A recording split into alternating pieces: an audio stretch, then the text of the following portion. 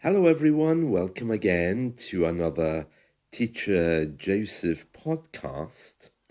Today, we're going to read a story from the Independent newspaper here in the UK. It's dated today, Saturday, the 5th of October, 2024. And it says, Government to ban vaping near schools and hospitals. Now, vaping, as you might know, is that's the electronic form of smoking. You know, those little metal canisters or tubes people put into their mouth, which supposedly don't contain much tobacco. Many people think they're healthy alternatives, although I think nobody really knows. So experts are now saying that vaping or vapes are less harmful than cigarettes, but that too many children are using them. And of course, as usual, they're not asking the question why children are using them. They simply want to pass a law to stop it. Yeah, that's what our government does.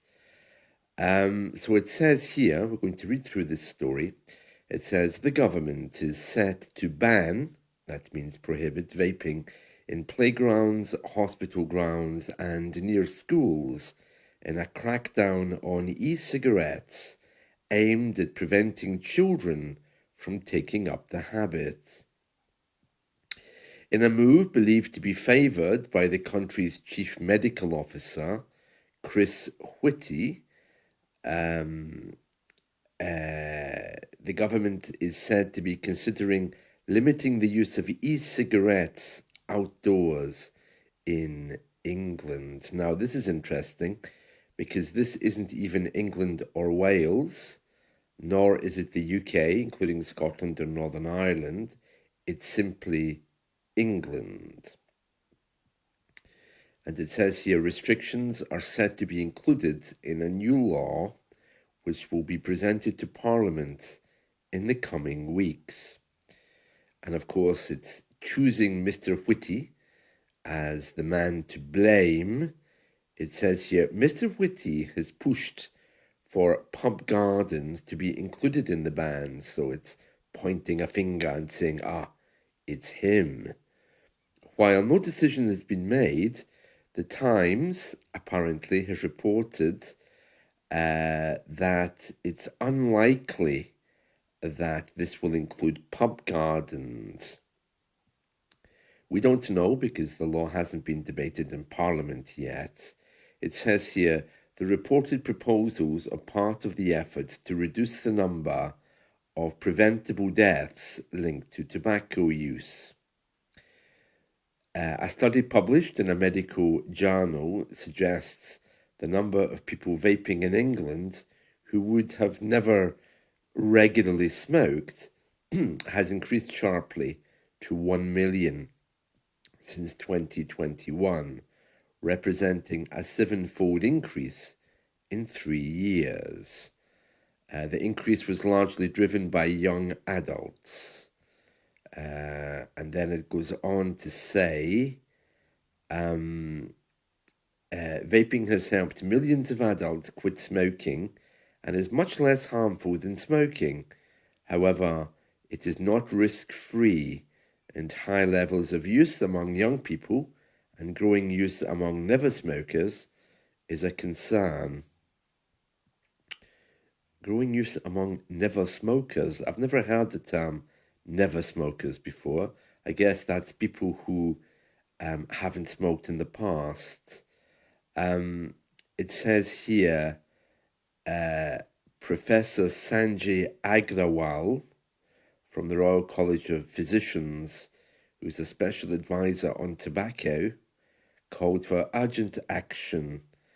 He said, while e-cigarettes remain a valuable tool for helping smokers quit, it is essential that their use doesn't create new public health risks among children. And it goes on to say, A Department of Health spokesperson from the government said, "We do not comment on leaks." And what they mean by that, of course, is that this story is not an official one given by the government. It's a story which someone's found, and the government, of course, well, they view that as some kind of breach of security. And when people give information to the press, it's not official, it's called a leak. Information has been leaked to the press. So this story is all about what the government's planning to do, and the government saying, well, we don't comment on leaks. We haven't said anything about this. So don't ask us. When we want to tell you something, we will. So the government's saying here, we do not comment on leaks. And they've said, vapes can be an effective tool to help adult smokers quit, but we don't think children should ever vape.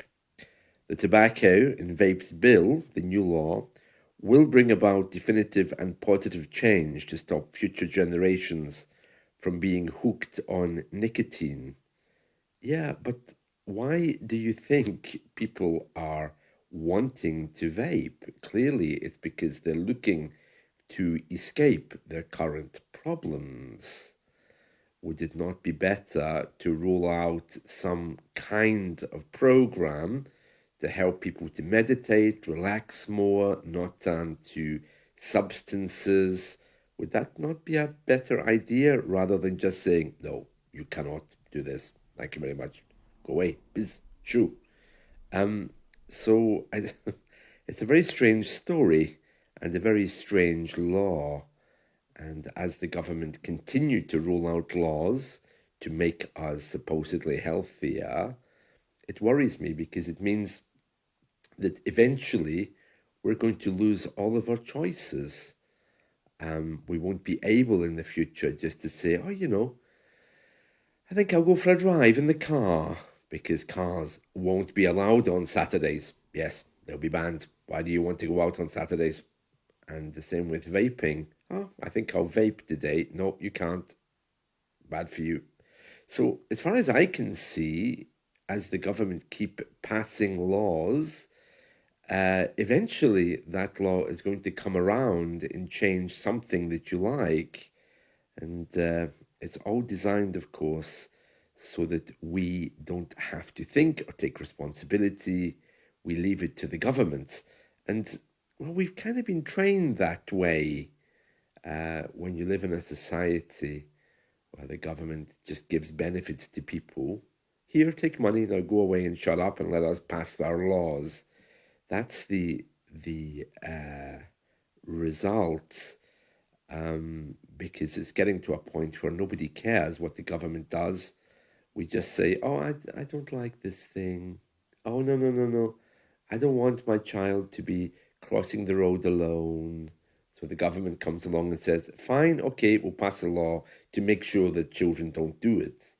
Everything is designed to take away our choice, and that is the part that I don't like. But anyway, who am I to say these things? I do have a vapor. I never use it, but when they first came out, like most people, I did buy one. It sits empty. I don't generally vape or smoke. I've never been a smoker. But it's interesting, isn't it? Government to ban vaping near schools and hospitals.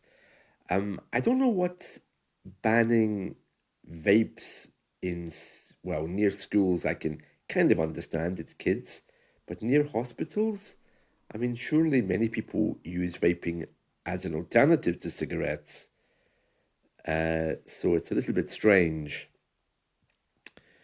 But they clearly think there's a public health risk here. They're the experts, aren't they? Um, yeah, I've never been a vapor or a smoker.